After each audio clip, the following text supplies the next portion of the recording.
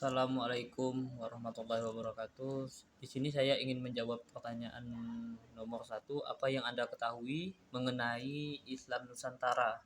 Islam Nusantara adalah Islam yang beraliran Aswaja atau Ahlus Sunnah wal Jamaah yang didakwahkan dan dikembangkan dengan sesuai karakteristik masyarakat dan budaya setempat. Yang dimaksud setempat adalah budaya yang berada di Nusantara, di mana budaya tersebut tidak bertentangan dengan syariat Islam. Seperti kata Sayyidina Ali, pergaulilah manusia dengan akhlak yang baik. Artinya apa? Pergaulilah masyarakat dengan tradisi setempat agar tidak terjadinya konflik, menghormati budaya setempat. Untuk lingkup wilayah Islam Nusantara itu meliputi Singapura, Malaysia, Brunei, Indonesia, Filipina, Thailand, dan negara-negara yang termasuk Semenanjung Melayu atau daerah Nusantara lainnya. Di sini saya akan menjawab soal nomor 2, apa saja dasar epistemologi dan konsep Islam Nusantara. Dasar epistemologi dalam konteks Islam Nusantara adalah serangkaian konsep dan pandangan epistemologis yang muncul dalam tradisi Islam yang berkembang di wilayah Nusantara atau Indonesia. Islam Nusantara menekankan toleransi, inklusivitas, dan kerukunan antar agama. Dan ini tercermin dalam pandangan epistemologisnya. Beberapa konsep dasar epistemologis dalam Islam Nusantara mencakup ilmu dan kebijaksanaan. Islam Nusantara menghargai pengetahuan dan ilmu pengetahuan sebagai cara untuk mendekatkan diri kepada Allah. Yang kedua, tasawuf atau sufisme. Sufisme adalah dimensi mistik dalam Islam yang ditekankan dalam Islam Nusantara. Yang ketiga, keselarasan dengan budaya lokal. Islam Nusantara menekankan pentingnya berintegrasi dengan budaya lokal dan tradisi adat tanah air. Hal ini mencerminkan pandangan bahwa pengetahuan dan keyakinan Islam harus selaras dengan konteks sosial dan budaya setempat. Selanjutnya, keterbukaan terhadap pluralisme agama. Konsep toleransi dan inklusivitas dalam Islam Nusantara memungkinkan masyarakatnya untuk memahami dan menerima perbedaan epistemologis terhadap agama-agama lain. Dalam inti, Islam Nusantara mengedepankan pendekatan yang menghormati keberagaman, berusaha untuk mencapai pemahaman tentang agama dan spiritualitas, dan berusaha untuk mencapai keselarasan dengan nilai-nilai lokal dan budaya. Ini adalah upaya untuk menyelaraskan Islam dengan konteks budaya yang ada di wilayah Nusantara. Saya akan menjawab pertanyaan nomor 3. Seperti apa pendapat orang yang menolak Islam Nusantara?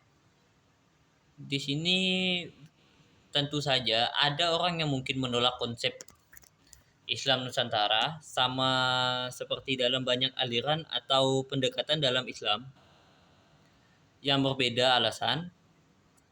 Seseorang mungkin menolaknya bisa bervariasi, seperti perbedaan pandangan, teologis, interpretasi agama, atau latar belakang budaya dan sosial. Penting untuk diingat bahwa dalam Islam terdapat beragam pemahaman dan pendekatan yang berbeda.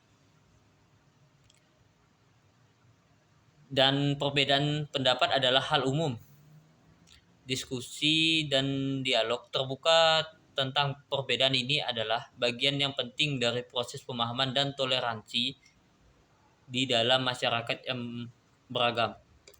Mereka berpendapat bahwa istilah Islam Nusantara itu tidak sejalan dengan keyakinan bahwa Islam itu merujuk pada Al-Quran dan hadis. Kebanyakan orang yang menolak Islam Nusantara itu biasanya dari kalangan Wahabi yang hanya mengedepankan apa yang dilakukan oleh Nabi.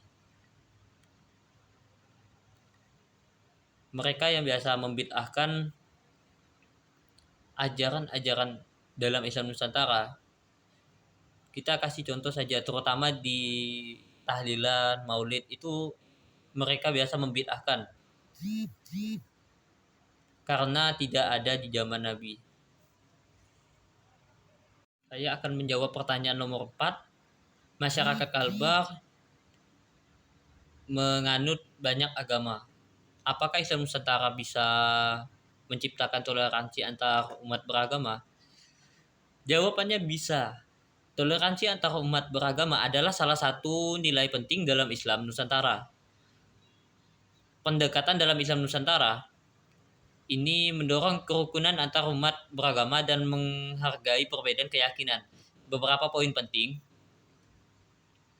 tentang toleransi dalam Islam Nusantara, yaitu menghormati perbedaan.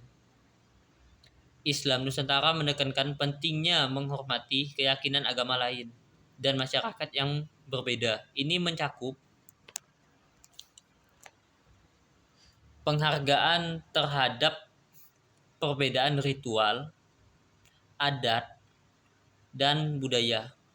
Yang kedua, kerukunan antar agama. Islam Nusantara mendorong dialog antar umat beragama dan upaya bersama untuk menciptakan kerukunan dan perdamaian di masyarakat yang multikultural.